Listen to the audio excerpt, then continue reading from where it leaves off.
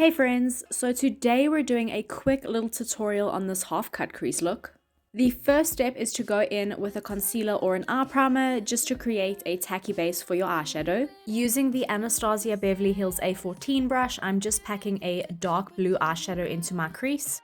With this specific eyeshadow, I'm packing and blending simultaneously as opposed to packing it on and blending it out afterwards, just to avoid it going patchy. Just a quick tip for if you are using the same brush for your transition shade, just make sure you wipe it off on some tissue to avoid your eyeshadows mixing.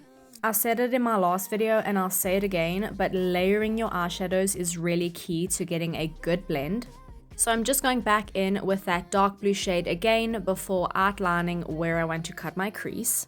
I like to then clean this area up with a wet wipe, and then I go back in with the eye primer just to get a really crisp and smooth base. Once that eye primer is set, I'm just going in with a yellow eyeshadow and blending that onto the inner portion of my eyelid as well as into the crease. I'm then picking up a small blending brush and just applying a light blue to the middle of my eyelid and a darker blue to the outer corner. So again, I've used tape for this. It just really helps you get a nice and smooth crisp line. So once I'm happy with that blend, I just pull the tape off, pop on some highlighter, mascara, lashes, and here is the final look. If you guys enjoyed this video, please do head over to my profile and tap that subscribe button, and thank you for watching.